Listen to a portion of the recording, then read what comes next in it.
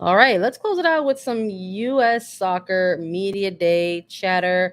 It's official. The United States women's national team are going to continue their preparations in California.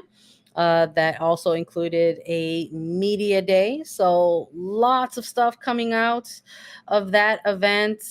Plenty of journalists on the ground in their scrums chatting to various players.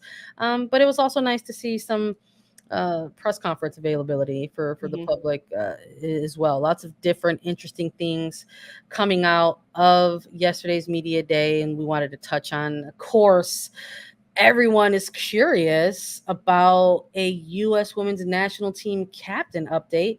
And unfortunately, there was not one ready to be made public out of Media Day just yet. So, varying reporting out of Media Day from Vlatko Andonovski saying that they actually have made a decision on a face of a captain. A player will be named to the captaincy.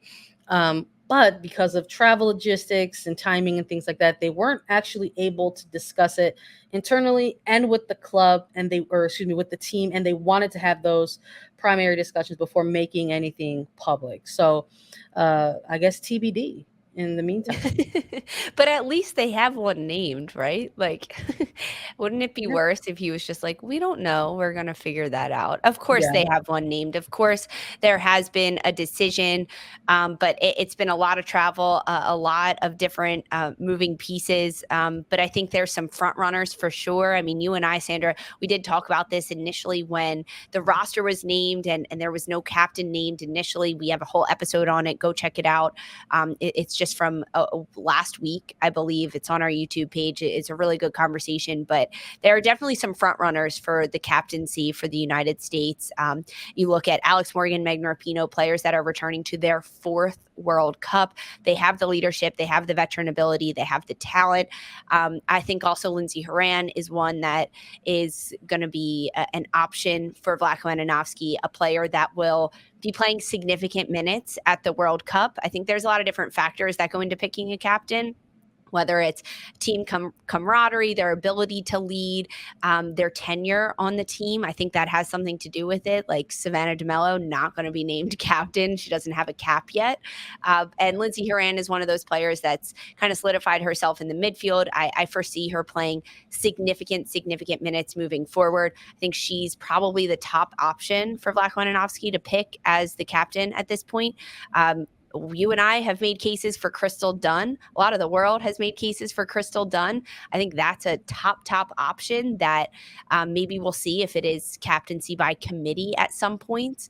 Yeah. Dunn will be able to get the armband at some point. But for me, my front runners that is going to be named is Lindsey Horan.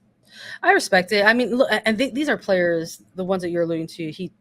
Black Ononowski himself actually kind of Yeah. specifically name dropped out of Media Day Yep. too. I thought that was also kind of interesting. He got asked a lot about the captaincy and the leadership around the team, and he referenced specific players that he himself has had to sort of lean upon as the locker room got younger and younger and had more new faces involved with the team. And even if they are, players of a certain age, there are a ton of players. We've talked about this in the roster drop, that there are a ton of players who are just going to their first World Cup, whether they're 18 years old or they're 30 years old. Yeah. So there are 14 first time World Cup players. And he did reference Alex Morgan and Megan Rapinoe and Lindsey Horan as players that he has had to specifically lean on.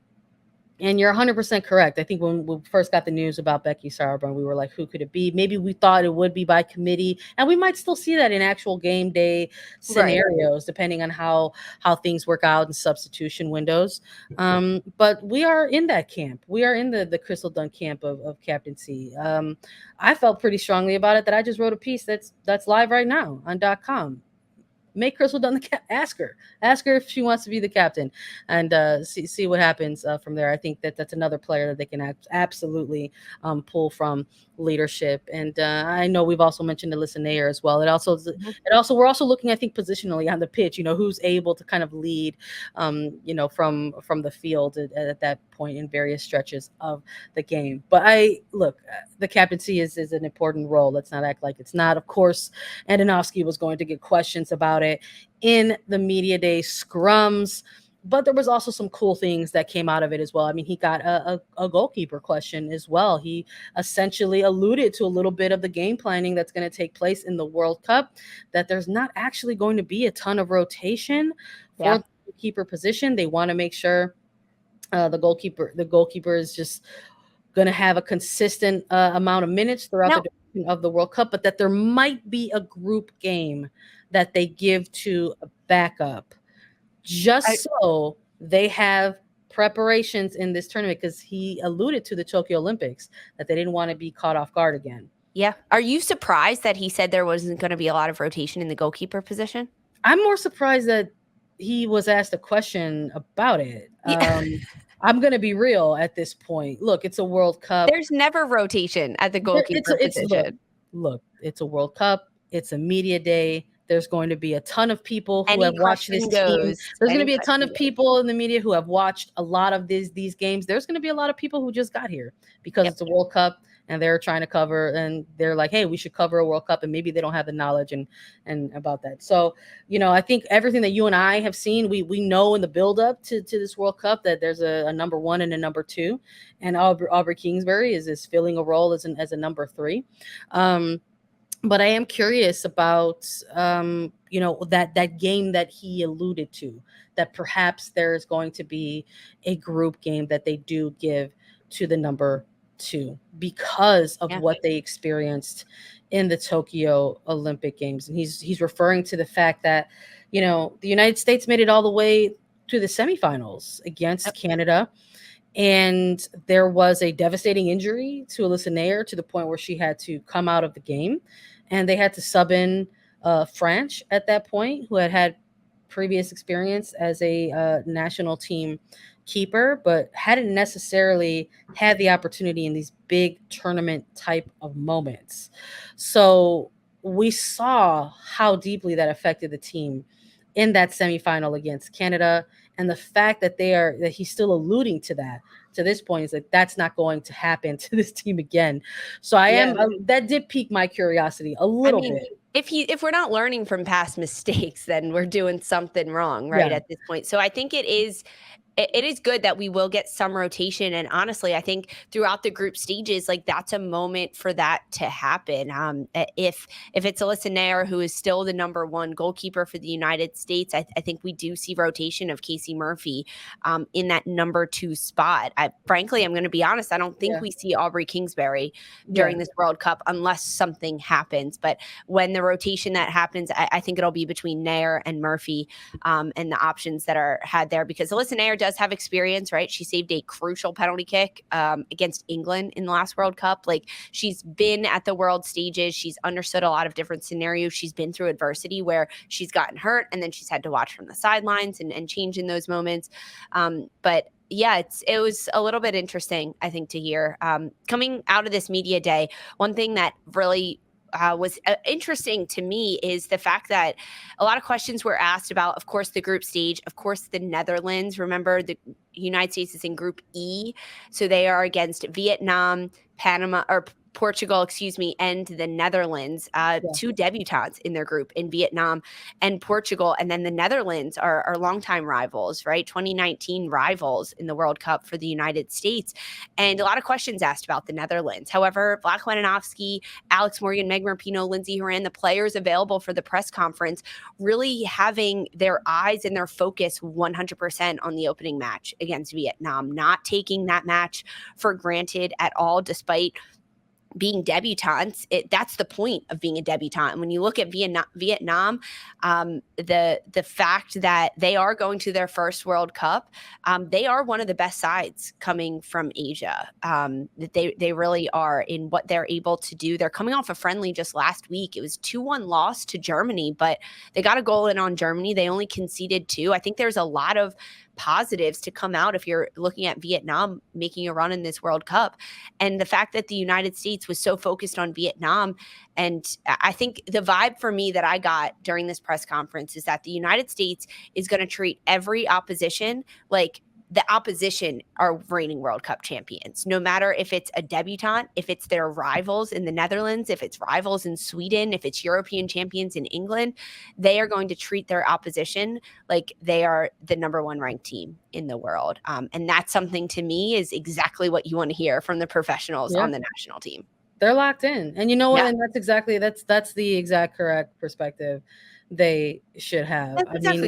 Look, I love that you touched on Vietnam as the debutante in this group, and it's important for us to speak on them with respect, because there's been chatter around this current group stage, and the fact that there are pundits alluding to Vietnam as if this is going to be some cakewalk, as if it's going to be another 2019 Thailand experience where they drop double-digit goals, are just kind of exposing themselves at this point. They're telling on themselves, Lisa. They're not watching Vietnam the way we were able to watch them during the Asian Women's Cup. You can still actually access those games on Paramount Plus. If you want to get another look at Vietnam, they just competed in that last year. That is how they qualified for these World Cups. They ended up winning a round robin style tournament within that competition and clinched a spot in this World Cup. And then this recent friendly that they just had against Germany, there were folks even saying like, oh, this is a B team squad.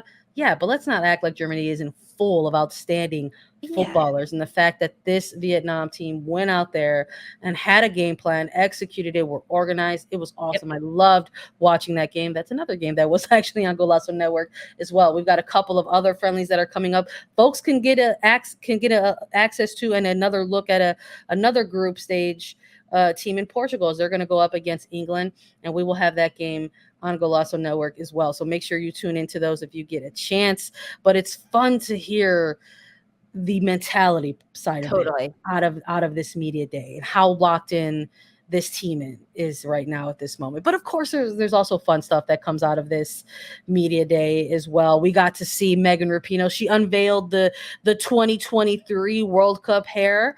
Love it. It's got hues of blue in it. We got a great shot of it in a photo there on our It's similar to like our Attacking Third rebrand color. It's a little bit more blue than the green, but I love it. She looks great. We've seen the pink for a while.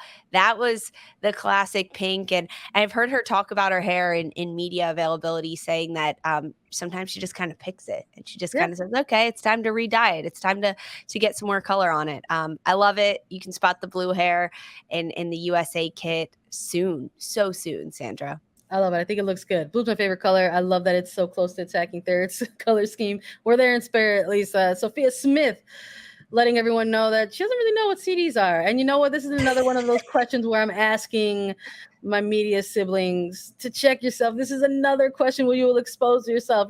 You're letting everyone know that you are much older than Sophia Smith by asking her about CDs. So I love that she actually answers the questions that she's given, as silly as they are. Years old. Why would she know what CDs are, or like a Walkman? Like, that's just...